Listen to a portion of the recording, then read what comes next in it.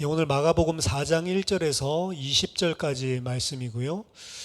본문 말씀으로 하나님 나라의 비밀이라는 제목으로 같이 말씀을 살펴보도록 하겠습니다. 마가는 지금 이제 갈릴리 후기 사역에서 예수님께서 사역하고 계시는 장면들을 보여주고 있는데요. 12 제자들을 부르셨고요. 그리고 지난 시간에는 예수님을 어떻게 보면 비방하는 자들이죠. 예루살렘에서 내려온 서기관들이 귀신 들려서 저렇다, 바알세불이 집혀서 귀신을 쫓아내고 능력을 바란다라고 예수님께서 하시는 이 하나님 나라의 사역을 정면으로 반박하는 그런 자들이 나왔습니다. 그리고 그 중에는 예수님의 가족들 또한, 예수님의 곁에서 나온 자들이라는 표현을 썼죠.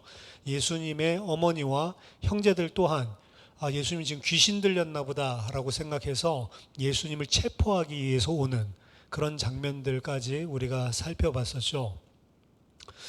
지금 이 마가가 이야기하고 있는 것은 예수님을 통해서 이 나라에 어떻게 하나님의 나라가 임하고 있는지, 예수님께서 하나님 나라의 복음을 어떻게 전하시고 그 하나님의 나라가 어떻게 우리에게 실제로 임하였는지를 사실은 설명을 하고 있는데요. 예수님께서 하나님 나라의 비밀을, 하나님 나라의 복음을 선포하셨다라고 하는 내용들은 나오지만 실제로 하나님 나라, 예수님께서 증거하시는 하나님의 나라에 대한 내용은 아직까지는 이야기를 하지 않았습니다.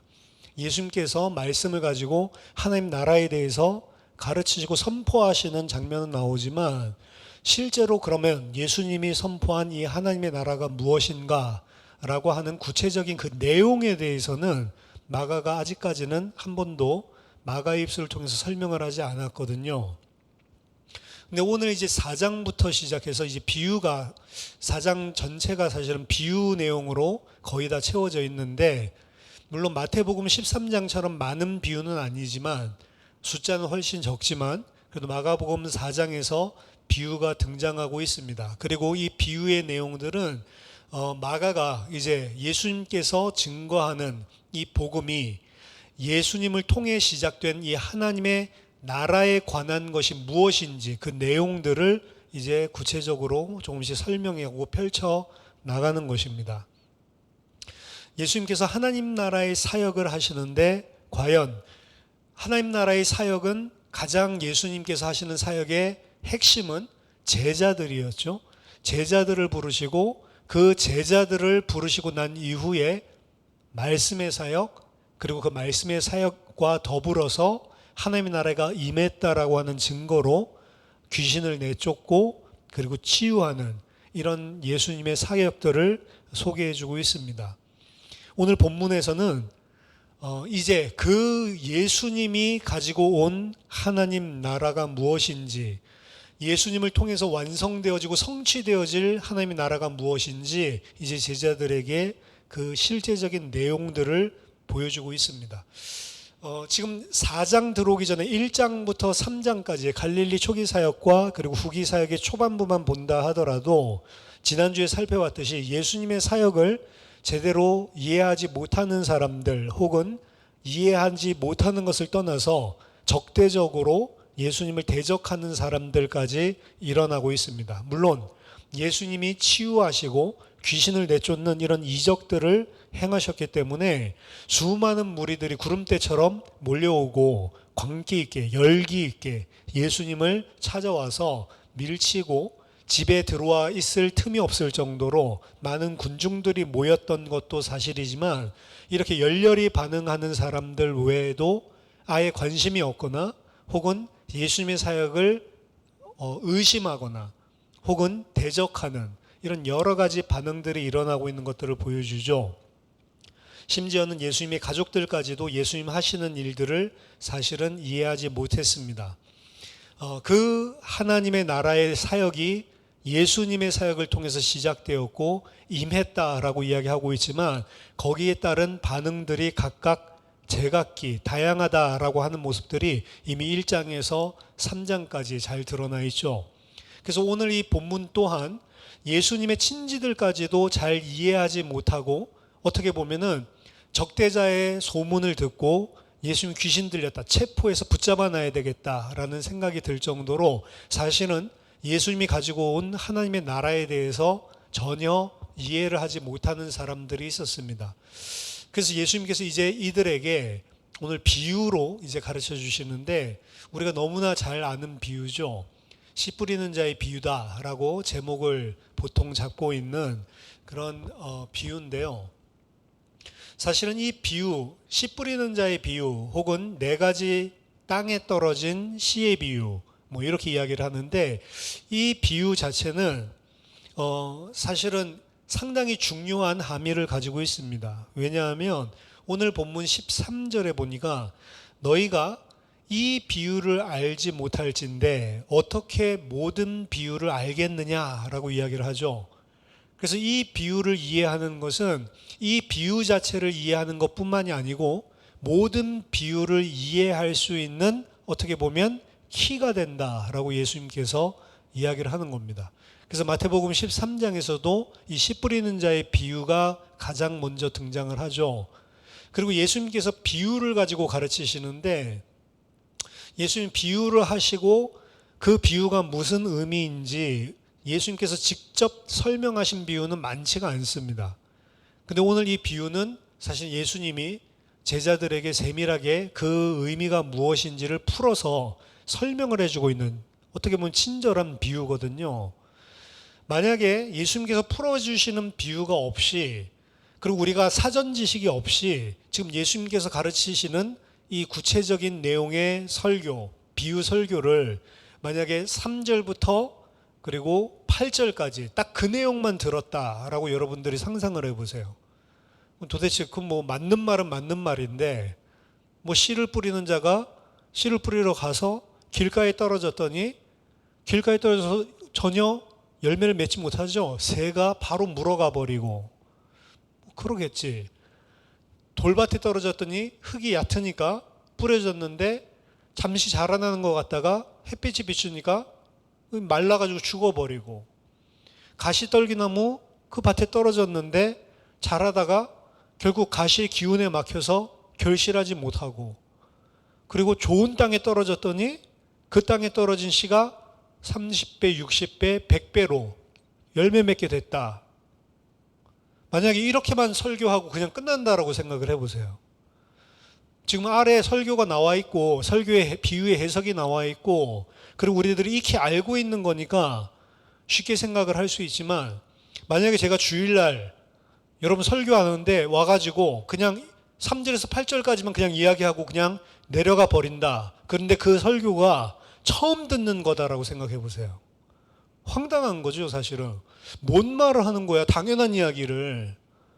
길가에 부러지니까 새가 물어가서 열매 맺지 못하고, 돌짝밭에 떨어졌더니 뭐 햇빛이 비치니까 그냥 뭐 시들어서 죽어버리고, 가시떨기에 떨어졌더니 열매 맺지 못하고, 좋은 땅에 떨어지니까 열매 맺었다.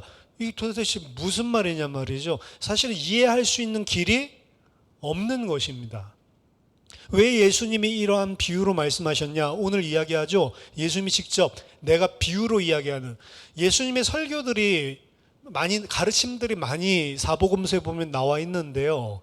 예수님께서 가르치시는 내용, 예수님이 딱 빨간 글씨로 되어 있는 가르침의 내용 있잖아요. 그 내용들 가운데 거의 50%, 거의 절반 정도는 비유로 가르치십니다. 이거는 당시의 랍비들도 이 파라볼레, 비유라고 하는 것들을 사용해서 여러 가지 뭐 교훈들을 가르쳤지만, 여러 유대 문헌을 보더라도 이런 식으로 비유를 남발하는 그런 랍비들은 없습니다. 간혹가다 하나씩 사용할 뿐이지, 예수님처럼 어떻게 보면은 가르치시는 내용 입만 열면 비유로 가르치는 50%, 거의 복음서에서 기록하고 있는 것도 이런 식으로 비유로 가르치는 선생은 유대사에 없었습니다. 사실은 굉장히 독특한 것이죠. 더더군다나 무리들이 오늘도 보니까 뭐 구름대 같이 몰려들어서 예수님께서 어쩔 수 없이 또 배를 대고 또 물에서 떨어져 가지고, 무리들은 육지에 있고 예수님은 물 건너편에 배를 대고 서서 지금 가르치는 형국인데 그 가르치려고 막 구름대같이 몰려들었는데 오늘 3절에서 8절만 이야기하고 배 타고 그냥 사라져버렸다라고 생각해 보세요. 허무할 겁니다. 뭔 이야기를 하는 거예요 도대체. 사실 이렇게 생각을 할 거죠. 이 비유를 하시는 이유를 11절에 보니까 하나님 나라의 비밀을 너희에게는 주었으나 외인에게는 모든 것을 비유로 하나니 이는 그들로 보기는 보아도 알지 못하며 듣기는 들어도 깨닫지 못하게 하려고, 그래서 돌이켜서 죄사함을 얻지 못하게 하려고 의도를 가지고 내가 그렇게 하는 거다라고 이야기를 하죠. 그러니까 들어도 깨닫지 못하게 하려는 이 의도가 사실은 비유 가운데 숨어져 있습니다. 비유라는 것은 어떻게 보면은 양방향인데요. 한편으로 보면 내가 잘 이해하지 못하는 거, 이 청자가 잘 이해하지 못하는 것을 청자의 수준으로 잘 설명하고 이해시키기 위해서 비유를 사용하는 겁니다. 한 방향으로는. 그러니까 사실은 여기서 이 비유를 사용한 내용에 대해서 오늘 예수님은 하나님 나라의 비밀을 외인이 들으면 못 깨닫게 하려고 한다라고 하지만 반대로 하나님 나라의 비밀을 설명해야 되겠는데 사실은 우리는 이 땅에 속한 자고 하나님의 나라가 어떤지 그것이 무엇일지 전혀 모르고 있는 사람들이잖아요. 그럼 우리들에게 그 하나님 나라들을 설명하는 데 있어서 우리가 알고 있는 것을 소재로 해서 설명해 줄 수밖에 없는 것입니다. 예수님께서 천국에 가면 이 시집가고 장가가는 것들도 없고 너희들이 생각하는 그런 거 아니다 라고 이야기하면서 내가 땅의 일을 말해도 너희들이 잘 알아듣지 못하는데 하물며 하늘의 일을 말하면 너희들이 알아들을 수 있겠냐 라고 이야기를 하죠. 이제 그 한마디를 통해서 하늘에는 이 남자 여자 결혼 이런 것들이 없나? 그냥 이렇게 상상할 뿐이죠. 사실은 그게 도대체 뭐지? 그럼 우리 몸은 또 어떻게 되는 거지? 사실 모르는 거죠. 우리는. 그러니까 그 비밀을 너희들 수준이 알고 있는 지식을 가지고 설명하기가 힘들기 때문에 어떻게 보면 하나님 나라를 그대로 알려주기가 어렵고 너희들이 조금 이해할 수 있는 방식으로 쉽게 유비를 통해서 설명해 주는 게 이 비유라고 할 수가 있습니다. 제가 이 여행 가본 곳 중에 제일 아름다운 곳은 로키 산맥이었던 것 같아요. 캐나다 밴쿠버에서부터 시작해가지고 이 캘거리 쪽에 있잖아요. 이 서부에서 시작해서 중부 쪽으로 차를 타고 한 8시간, 10시간 이렇게 이동을 하는데 밴쿠버에서부터 이렇게 이동을 하면 이게 이 동쪽으로 움직일 때마다 시간 따라서 이 자연환경이 계속 변해요. 처음 봤었던 풍경이 완전히 전혀 다른 이질적인 환경으로 변하는 것들을 차례차례 보면서 이 로키 산맥에 다다르게 되거든요. 그 로키 산맥이 이제 멀리서 보이다가 앞에 다가오면 그곳에 또 환경은 또 달라집니다. 그런데 이 로키 산맥이 얼마나 아름답냐면 산맥이 하나 있는 게 아니잖아요. 산이 하나 있는 게 아니고 산맥이잖아요. 굽이를 돌면 절경이 펼쳐져요. 그전에 산이 워낙 높아서 가려져 있던 게 와 대단하다 막 사진 찍고 나서 굽이를 또 돌면 앞에서 보지 못했던 게 또 확 펼쳐지고 앞에서 보지 못했던 게 또 확 펼쳐지고 이걸 갖다가 계속 볼 때마다 야 내가 여태까지 봤던 산은 산이 아니구나. 설악산 가서 봤을 때도 와 절경이다 라고 이야기를 했는데 설악산 보면 우리 예쁘잖아요. 야 이게 외국 사람들 이거 보면 얼마나 되게 자랑스럽잖아요. 근데 그거 보고 나니까 좀 압도되는 느낌이요. 야 내가 봤던 산은 산이 아니구나. 근데 이거를 갖다가 지금 제가 설명을 했죠. 내가 봤던 산은 산이 아니구나 이런다고 해서 그게 떠오르는 게 아니잖아요. 만약에 지금은 로키 산맥 이러면 인터넷에서 치면 다 나오고 그 밴프라든지 이런 거 안 본 사람은 거의 없을 겁니다. 사진을 통해서라도.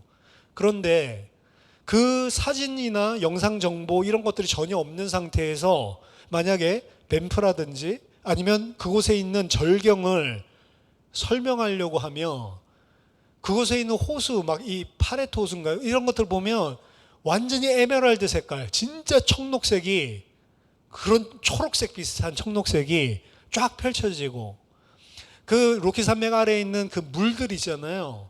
그 미네랄이 녹아가지고 빙하에서 녹아가지고 내려왔는데 우윳빛깔 에메랄드 색깔 나는 게 멀리서 봐서 그런 게 아니고 바로 코앞에서 봐도 그렇다고요. 거기에 이제 손을 넣을 때, 아, 이게 넣으면 어떨까? 또 이 손 들어갈 때 이 차가운 느낌, 빙하가 녹은 거니까 기가 막히다고 사실은. 근데 뭐 사진을 통해서 보신 분들은 예외겠지만 이거를 설명하려고 하면 설명할 길이 사실은 거의 없습니다. 그러면 이제 우리나라에서 제일 웅장한 산 하면 한라산이니까 한라산 뭐 이런 것들 가지고 설명할 수밖에 없는 거죠. 근데 한라산이랑 달라요. 아니면 뭐 일본 같은 산, 뭐 후지산 막 이런 것들 이야기할 수 있겠죠. 눈 덮여 있는 만년설. 근데 그거랑 다르다고요. 저는 오로라를 한 번도 못 봤거든요. 오로라가 그렇게 신비하다면서요. 근데 오로라 우리는 지금 동영상 통해서 많이 봤잖아요. 근데 동영상 통해서 그런 것들 자체를 아예 모르는 사람들한테 하늘에서 오로라가 비치는 거를 뭐라고 여러분 설명하겠어요? 와, 뭐가 뭐 이 커튼처럼 막 이렇게 막 휘렁휘렁 움직이는데 막 표현이 안 되는 거죠. 이런 사람들에게 설명할 수 있는 길은 그 사람들이 아는 이미지를 최대한 활용해서 그나마 조금 비슷한 걸로 설명할 수밖에 없는 겁니다. 목적은 뭐냐? 그 사람들을 이해시키기 위해서 비유로 설명하는 거죠. 그러니까 비유는 어떻게 보면은 내가 원하는 사람에게는 그 사람이 잘 이해할 수 있도록 설명하는 것이지만 반대적인 측면에서는 오늘 예수님 말씀하신 것처럼 내가 원하지 않는 자에게는 오히려 숨기고 감추기 위해서 비유로 가르친다. 직선적으로 안 가르치고. 그럼 이 하나님의 나라의 비밀을 안다는 것은 아무나 알 수 있는 게 이미 아니라는 거죠. 누구만 알 수 있냐? 주님이 원하시는 자, 외인들에게는 감추어 놓으시고, 그리고 내가 택한 제자들에게는 훨씬 더 실감나게 이해할 수 있게끔 주신 게 비유다. 근데 이 비유에는 예수님이 설명해서 풀어주지 않으면 깨닫지 못하는 영역이 존재를 하는 겁니다. 그래서 오늘 제자들에게만 이 비유를 풀어서 설명하십니다. 근데 우리는 이거 너무 잘 알죠? 오늘 4가지 밭에 대해서 이야기를 하십니다. 씨를 뿌린다라고 했는데 예수님께서 그 씨가 바로 말씀을 뿌리는 거다. 씨를 뿌리는 게 아니고 하나님의 말씀에 관한 것이다 라고 이야기를 하고, 이 4가지 땅은 4가지 유형의 사람들을 지금 이야기하는 거다 라고 4가지 밭을 풀어서 설명해 주십니다. 말씀을 뿌렸는데 길가 같은 사람이 있다는 거죠. 길가 같은 사람에게 이 말씀이 뿌려지면 그 사람은 말씀을 들었을 때에 즉시 사탄이 그 말씀을 빼앗아가는 자다. 낚아채가는 자들이다. 이 사람들은 어떻게 보면 4가지 밭이라고 했지만 밭이라고 볼 수도 없는 겁니다. 그렇죠? 밭이 아니고 길가죠. 뿌려졌는데 심겨지는 것도 아니고 뿌려지자마자 즉시로 사탄이 말씀을 뺏어가는 사람. 2번째는 돌밭에 뿌려졌다라고 이야기를 하는데, 이 돌밭에 뿌려진 이 사람들은 어떤 사람들이냐? 말씀을 들을 때에는 일시적으로 기쁨으로 말씀을 받기는 하지만 해가 쪼인다고 그랬죠? 이 해는 뭐냐? 말씀으로 인하여서 환난이나 핍박이 일어날 때, 그냥 환난 핍박이 일어나는 게 아닙니다. 그 말씀으로 인하여서 환난이나 핍박이 일어났을 때 이 사람들은 어떻게 한다고요? 곧 넘어져 버리는 자들이다. 그리고 3번째 유형은 가시떨기에 뿌려진 자인데, 이 사람들은 말씀을 듣기는 하지만 세상의 염려, 재물의 유혹, 기타 욕심이 들어와서 말씀이 결실하지 못하게 하는 자다.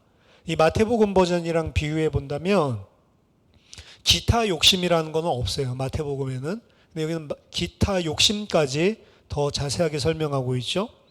세상의 염려, 재물의 유혹, 그리고 그거 외에도 기타 여러 가지 욕심들 때문에 그 말씀이 기운이 막혀서 말씀이 결실하지 못하는 자요. 그리고 마지막 좋은 땅, 옥토라고 옛날에 번역을 했죠. 좋은 땅에 뿌려지는 자는 말씀을 듣고 그리고 그 말씀을 받아서 30배, 60배, 100배. 마태복음에서는 100배, 60배, 30배 이렇게 돼 있죠. 여기서는 30배, 60배, 100배. 별 차이는 없습니다. 의미상으로는 30배, 60배, 100배의 결실을 맺는 자다라고 풀어서 설명을 해줍니다. 보통 이 그 네 가지 땅에 떨어진 이 씨, 네 가지 땅에 떨어진 이 말씀, 요 비유를 이야기할 때 여러분은 어떻게 듣습니까? 말씀을 들을 때 어떻게 듣느냐가 사실은 핵심입니다.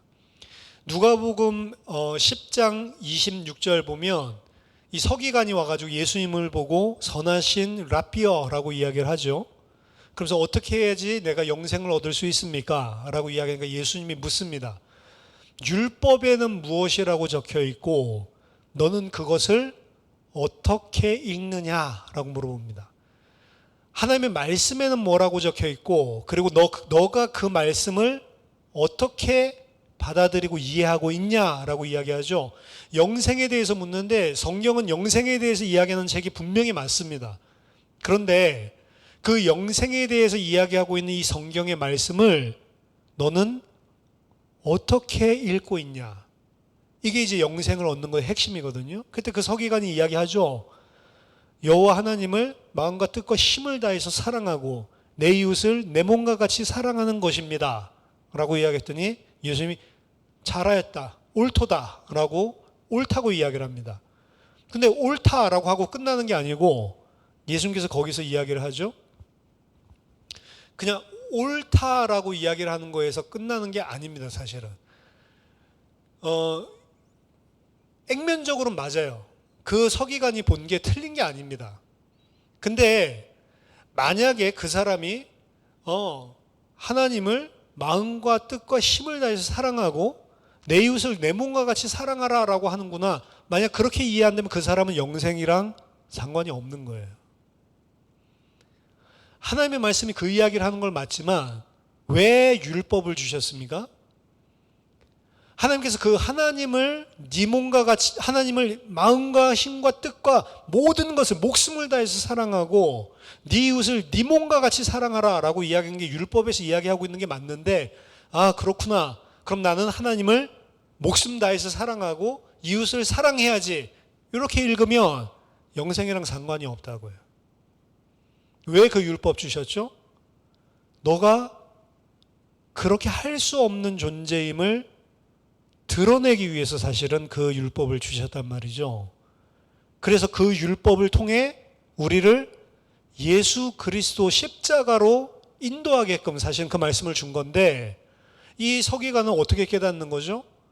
단순하게 그럼 하나님 사랑하고 이웃 사랑하면 되는구나 이렇게 이해하는 겁니다. 그러니까 말씀을 어떻게 읽느냐 이게 이제 중요하단 말이죠.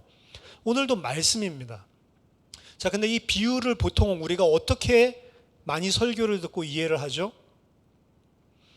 나는 그러면 이 네 가지 밭 중에서 어떤 사람인가? 결국에는 이 모든 설교가 다 거기로 귀결이 돼요. 나는 뭐지? 그럼 여러분들은 뭡니까? 이 네 가지 밭 중에?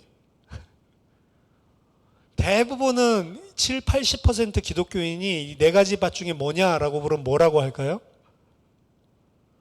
가시떨기. 그렇죠? 보통은 가시떨기라고 해요.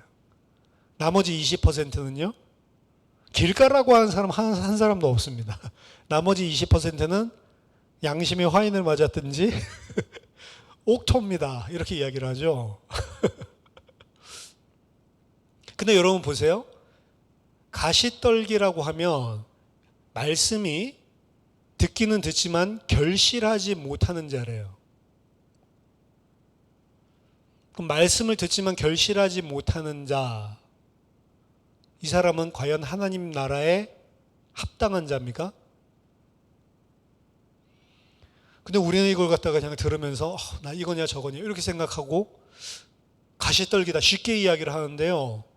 가시떨기면 실패한 사람이에요. 하나님의 나라에서. 사실 네 가지 밭이 나오는데 네 가지 밭에 말씀을 뿌리는 목적이 뭡니까? 열매 맺게 하는 거예요.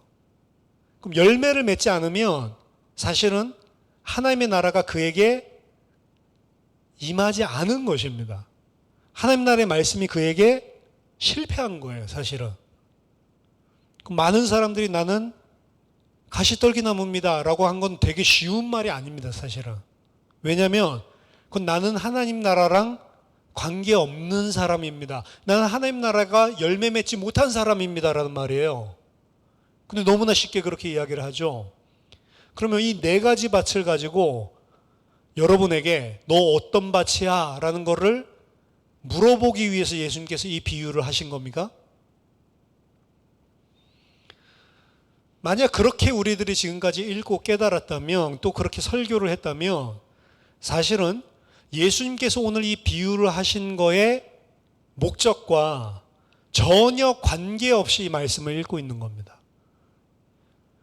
결국에는 이 본문 가지고 그런 식으로 읽으면, 도덕적으로 윤리적으로 그렇게 읽는다면 그럼 결론은 뭐예요? 우리 옥토 됩시다 이거죠. 하나님 나 옥토 될게요. 근데 옥토 될게요 한다고 옥토 되나요? 오늘 본문은 내가 어떤 밭이고 우리는 옥토가 돼야 한다라고 하는 비유가 아니라고요. 그럼 만약에 그런 식으로 깨달았다고 한다면 그 사람은 누구죠? 오늘 예수님의 말씀에 의하면 외인인 겁니다. 외인. 이 비유를 깨닫지 못하도록 예수님께서 깨닫지 못하도록 비유로 설명하신 그 대상자들이에요. 어떻게 말하면. 그럼 비유를 오늘 왜 이야기하셨죠? 오늘 이 본문은 네가 옥토냐, 가시밭이냐, 돌짝밭이냐, 길가냐 그거 이야기하려고 예수님께서 하신 비유가 아닙니다. 예수님께서 오늘 이 비유를 하시고 이 비유가 무엇인지를 제자들에게 설명하는 과정 속에서 이 비유는 하나님의 나라의 비밀을 이야기하는 거다. 그럼 이 비유를 통해서 하나님의 나라가 무엇인지를 지금 예수님은 설명하고 계신 거예요. 맞죠? 그럼 이 비유를 읽으면서 우리는 뭘 깨달아야 돼요? 아, 하나님의 나라는 이런 것이구나. 이렇게 깨달아야 될 거 아니에요. 근데 하나님의 나라, 이 비유를 읽어도 하나님의 나라는 깨닫지 못하고 내가 옥토지? 아니면 내가 가시밭이지? 이러고 있단 말이에요. 그거랑 하나님의 나라 깨닫는 거랑 뭐가 상관이 있어요? 그러니까 예수님께서 이야기하신 내용을 어떻게 보면 하나도 깨닫지 못하고 비유를 들었기 때문에 소경된 거랑 똑같은 상태인 겁니다.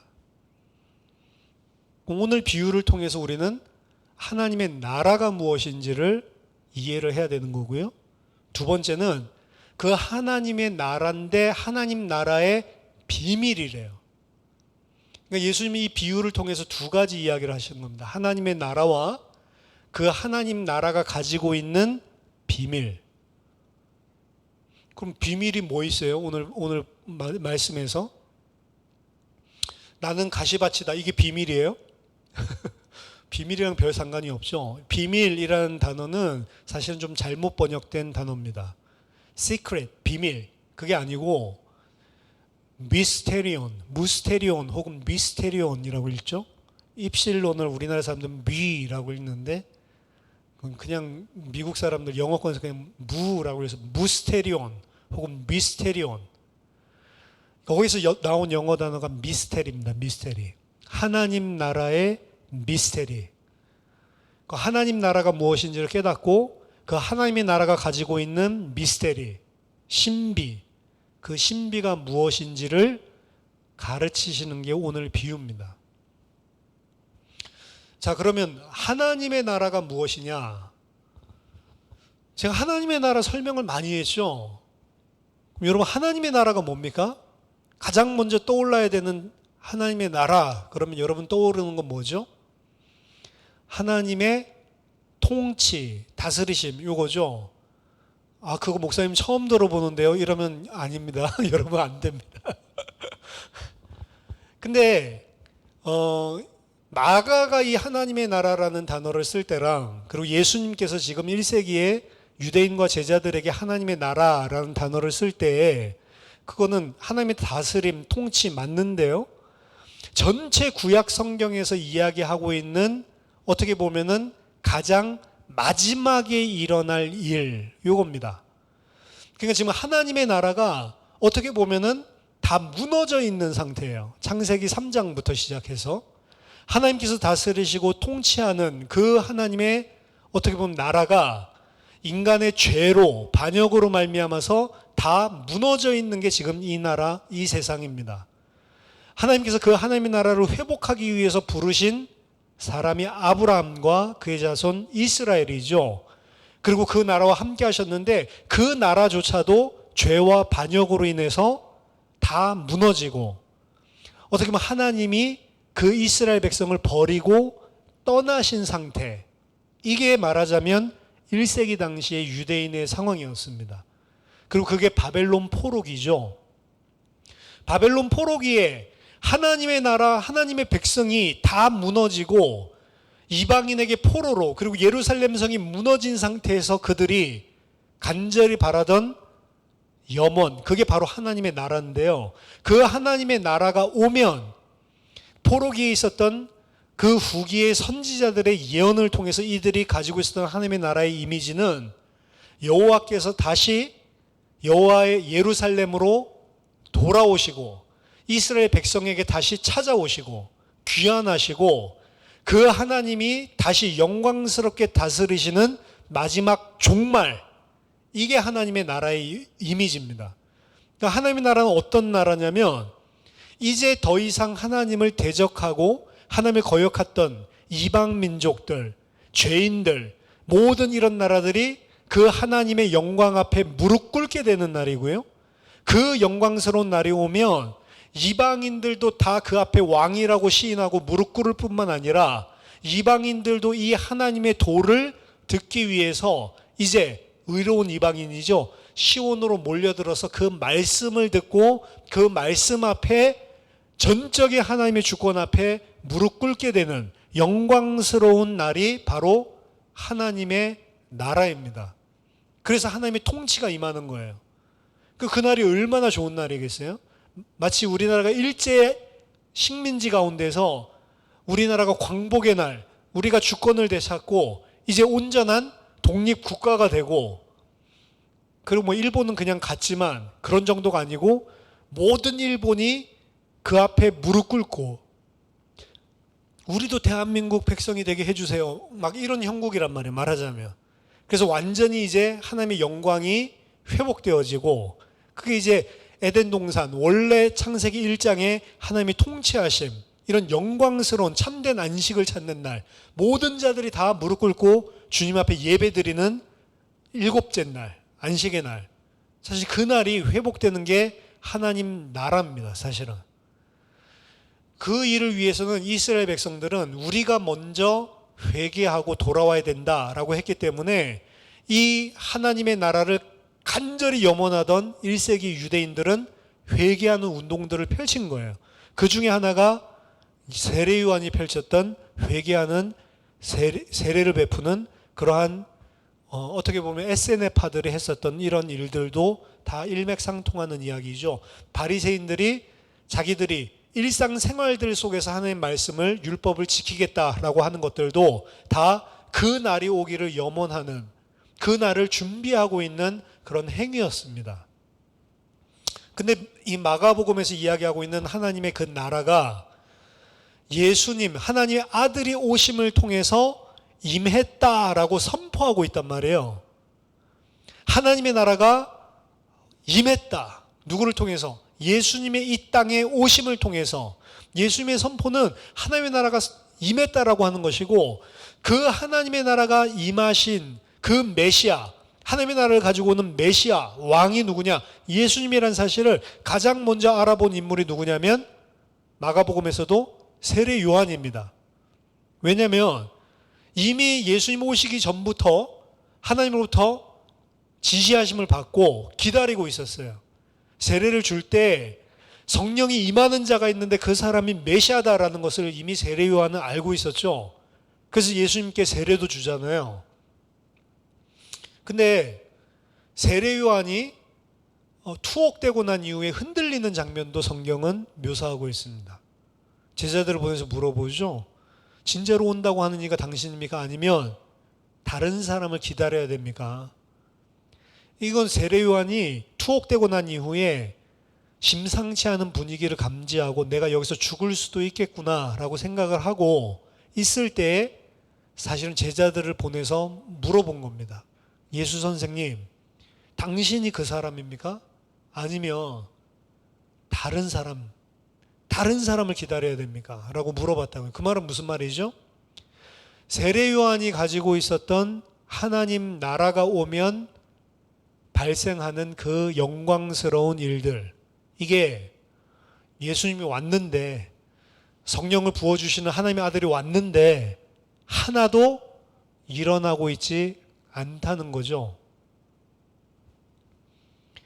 자, 오늘 4장에서 이야기하고 있는 이 4가지 밭의 비유 또한 그 부분을 설명하고 있는 겁니다. 유대인은 어떻게 생각을 했다고요? 하나님의 나라가 임하면, 지금 로마의 압제를 당하고 있잖아요. 로마가 완전히 무너지고 그 하나님의 영광 앞에 무릎 꿇고, 이스라엘은 그 영광스러운 독립과 그리고 하나님의 백성인 됨이 만민 앞에 선포되어지고, 모든 만민들, 이방들이 다 그 여호와의 영광 앞에 무릎 꿇고 이제 우리도 그 도를 배우겠습니다 라고 이들에게 나와야 되는 게 하나님의 나라의 이미지라고요. 근데 예수님이 오심으로 그 하나님의 나라가 임했는데, 그 하나님의 나라는 어떤 나라냐?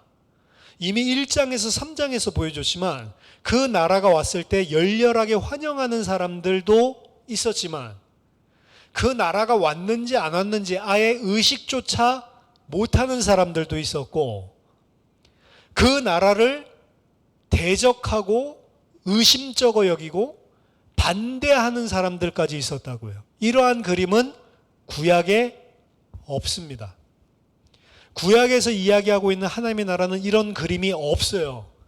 하나님의 나라가 임하면 모든 자들이 그 영광 앞에 무릎 꿇게 되고, 하나님의 백성들은 열렬히 기쁨으로 환호하고 그 영광 앞에 압도되어지는, 이게 하나님의 나라지, 이런 식으로 임하는 하나님의 나라는 구약에 없습니다. 근데 예수님이 지금 설명해, 구약에서도 없었던 이미지를 가지고 하나님의 나라를 지금 새롭게 설명해 주는 거예요. 하나님의 나라가 너희들이 뭔지 알아?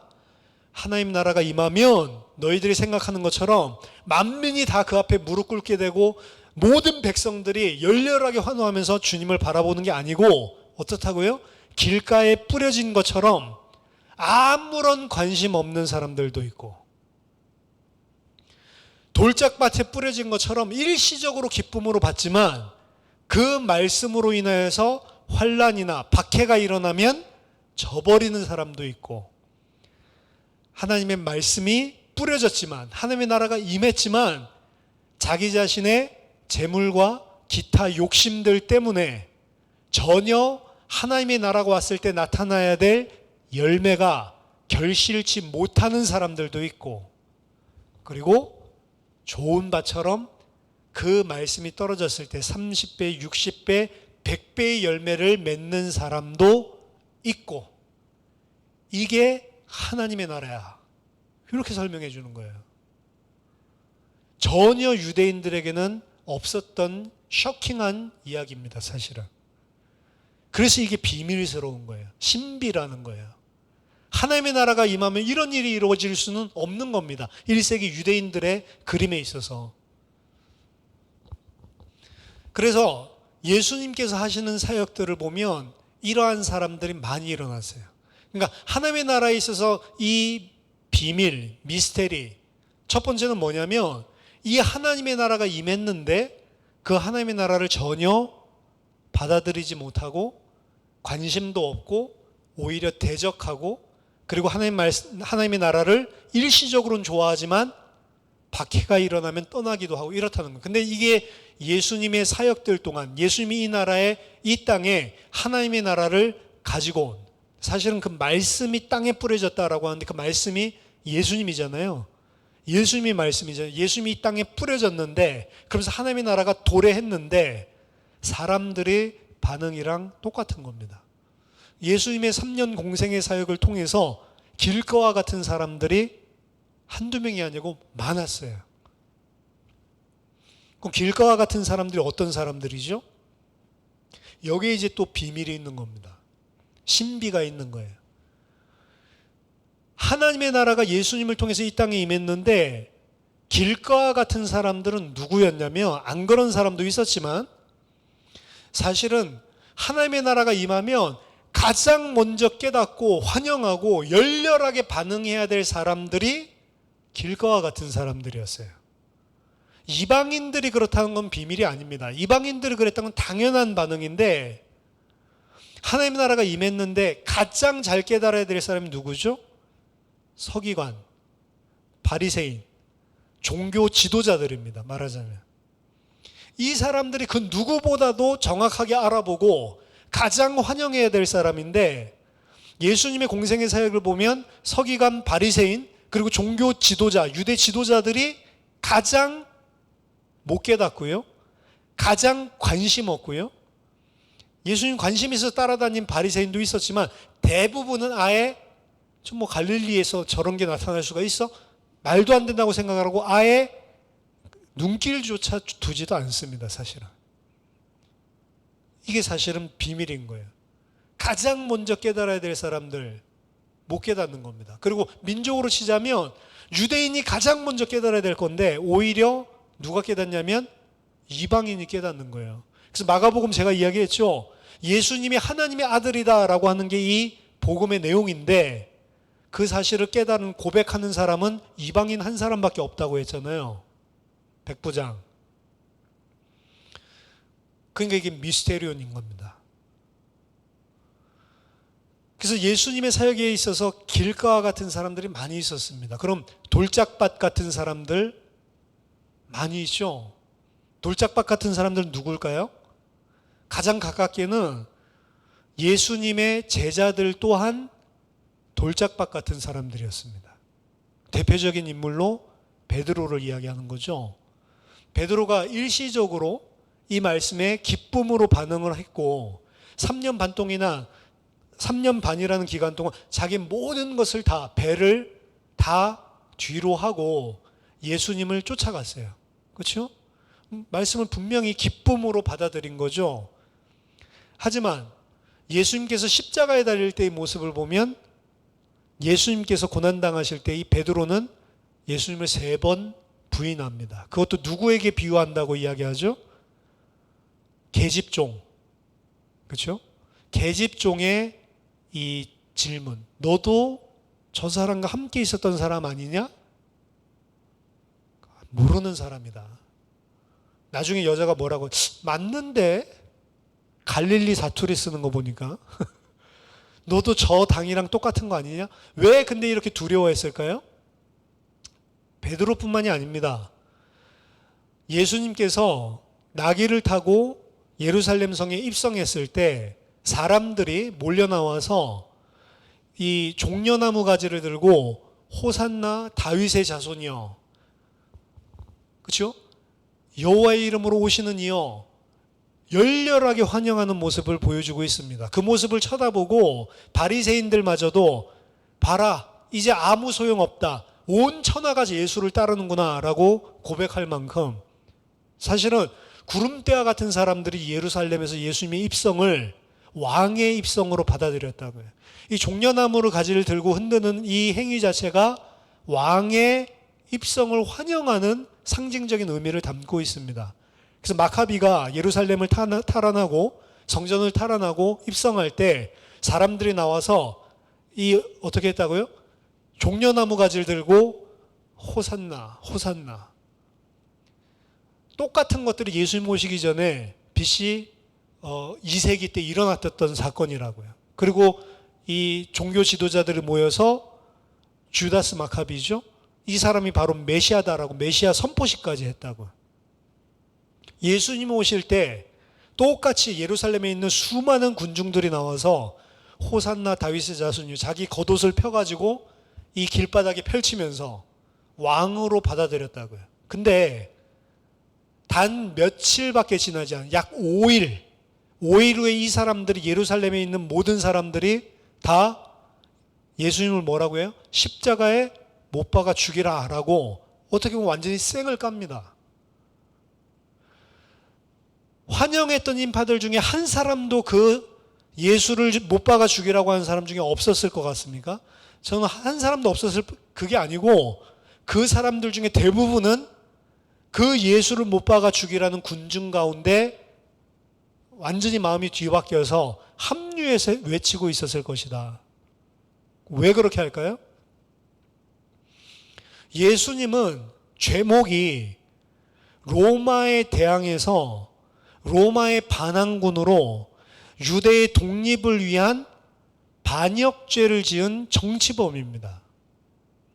그와 관계가 있다라고 하면, 정치범과 그것도 나라를 전복시키려고 하는 반역죄인과 관계가 있다라고 한다면 어떻게 하죠?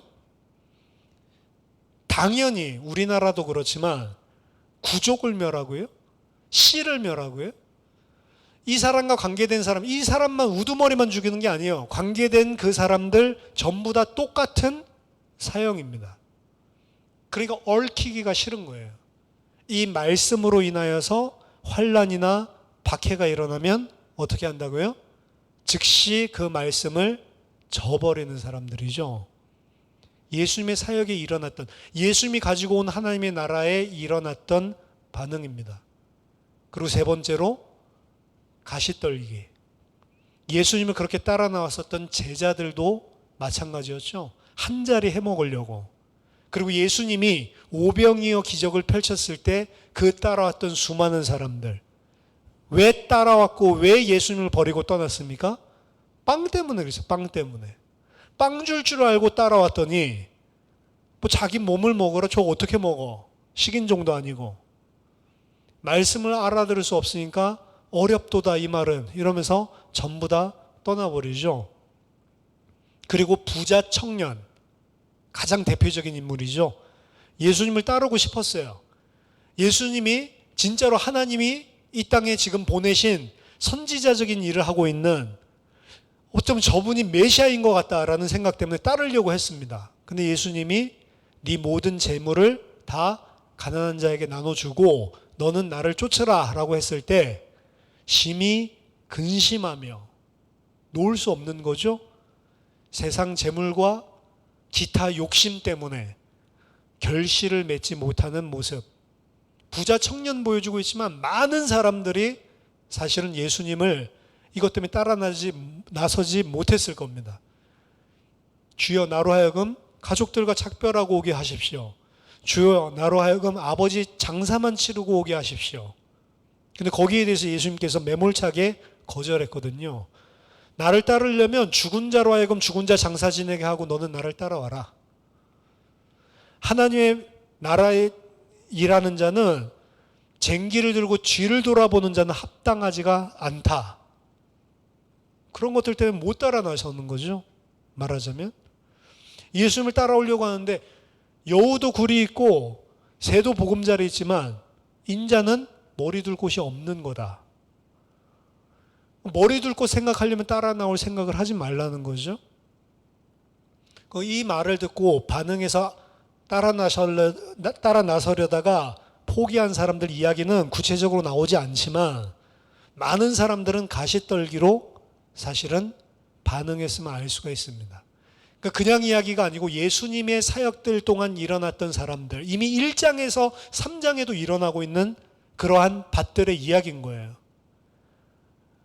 하지만 좋은 땅이 있는데 이 좋은 땅은 30배, 60배, 100배의 열매를 맺게 될 것이다. 30배, 60배, 100배 하니까 여러분 별거 아닌 것 같죠? 100만 원을 투자하면 1억이 나온다. 여러분 투자할 겁니까? 안 할 겁니까? 확실하게 100만 원 투자하면 100배면 1억이거든요. 1억이 나와. 투자해야 돼요? 말아야 돼요? 무조건 해야죠. 뭐 생각할 그게 있습니까? 30배 적은 것 같죠? 100만 원 투자하면 바로 3천만 원 나온다니까? 적은 겁니까? 바로 해야죠. 그렇죠? 30배, 60배, 100배라고 하는 이야기는 그냥 이야기가 아니고 폭발적인 열매를 이야기하는 겁니다. 근데 이게 지금 예수님이 단수, 복수를 섞어서 하거든요. 단수로만 설명해 보면 네 사람에게 지금 이 하나님 말씀이 떨어졌는데 네 사람 중에 하나만 성공이고 나머지는 세 개는 다 실패한 거거든요. 확률적으로 본다면 25%. 100점 만점으로 본다면 25점. 그럼 25점은 여러분 F입니다. 낙제예요. 수, 미양, 가죠, 가. 60점 미만은 다 가잖아요, 가. 낙제예요. 실패입니다.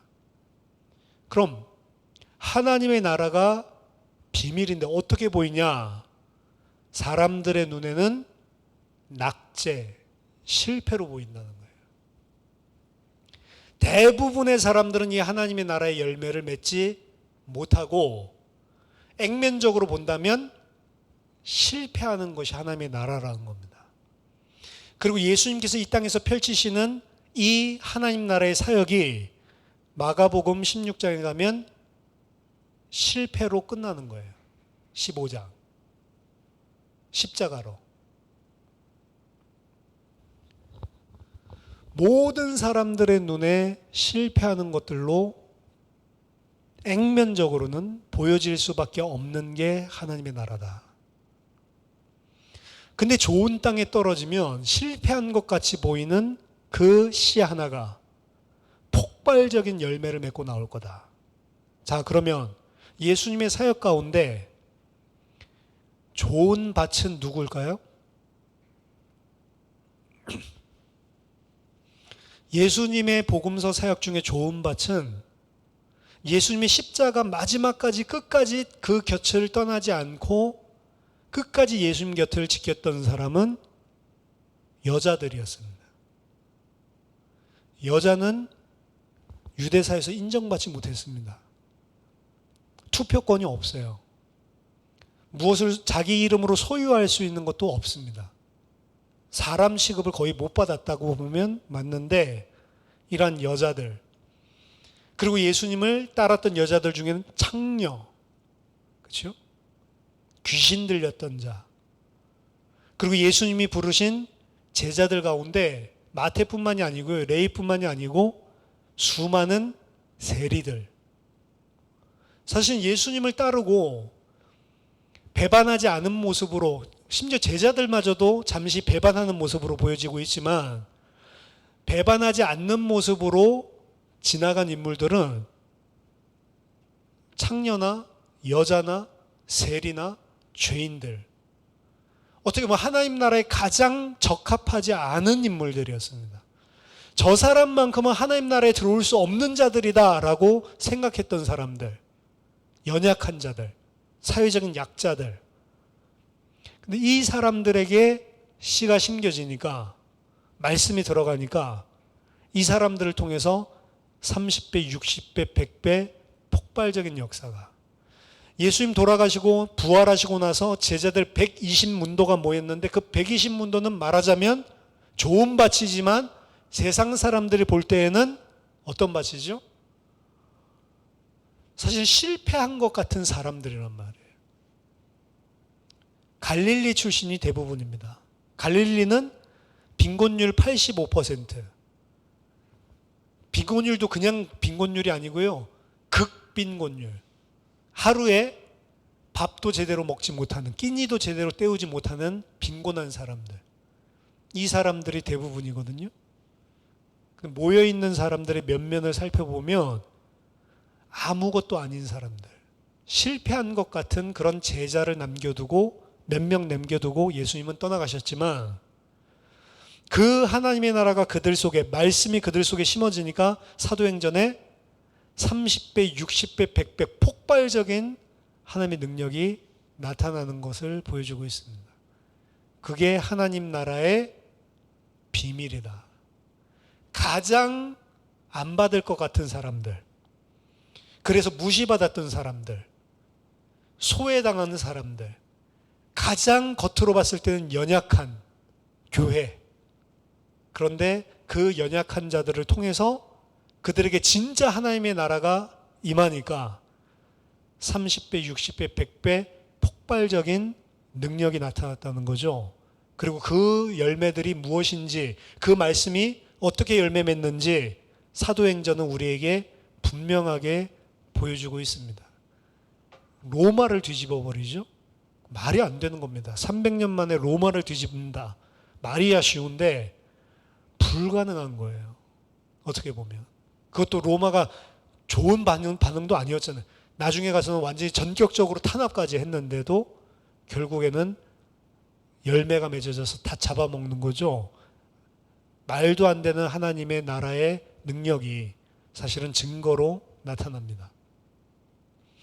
이게 오늘 비유에서 설명하고, 그리고 이 비유를 누구에게 설명해 줬냐? 제자들에게 설명해 준 겁니다.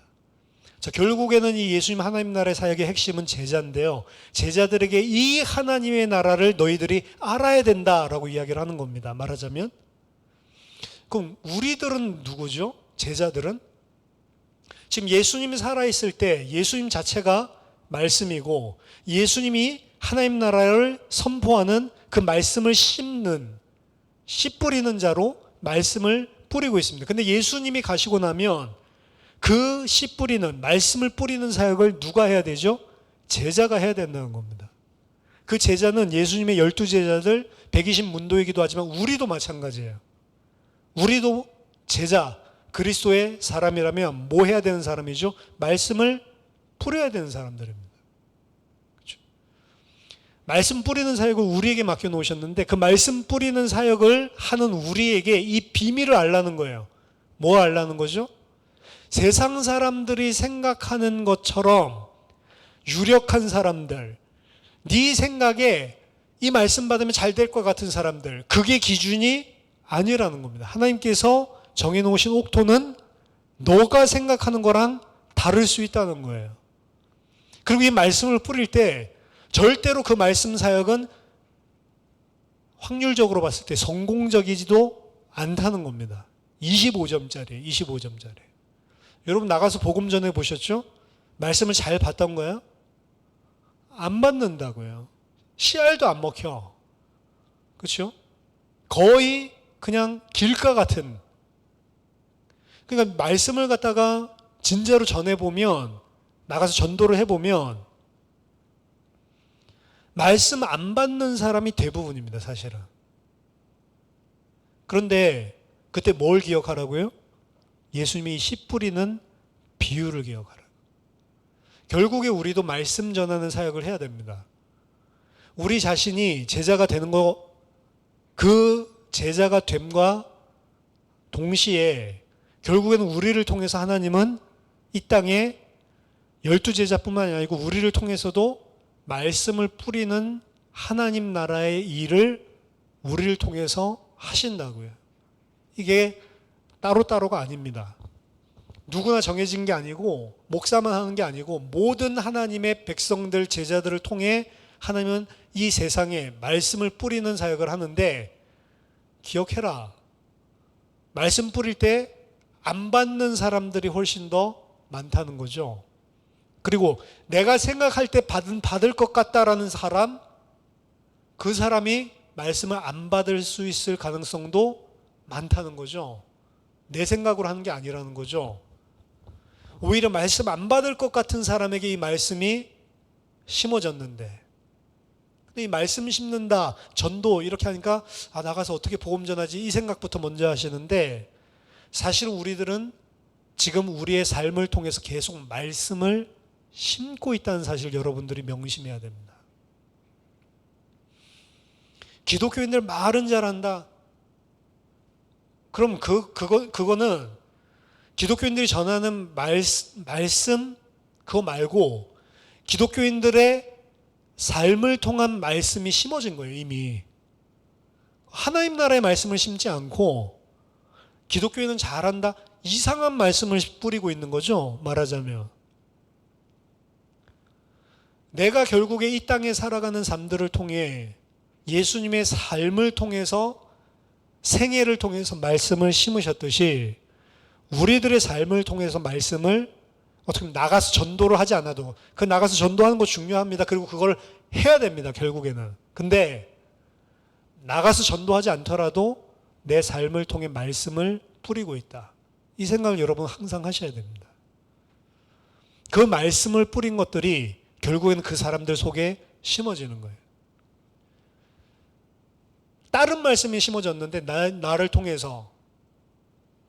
근데 내가 말씀 전하겠다고 복음 말씀 전하면 그 소리가 들려오는 겁니다. 말은 잘하네. 그렇죠? 우리들이 말씀을 뿌리는 사역들을 하고 그리고 삶을 통해서 말씀을 뿌린다고 하는 것도 똑같아요. 진짜로 나는 이들에게 하나님의 백성 그리고 이 복음, 이 생명 이것을 심기 위해서 내가 진짜 조심하고 진짜 기도하고 진짜 선한 마음으로 섬기는데 잘 알아주던가요?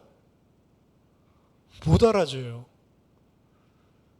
심지어는 저 병신인가 보다 이렇게 생각도 해요. 원래 착해서 저래 쟤는 이렇게 생각을 해요. 우리가 그냥 말씀을 복음으로 전하는 거 이것도 그렇지만 삶을 통해서 전하는 것도 좀 알아주면 좋겠는데 안 알아줘요.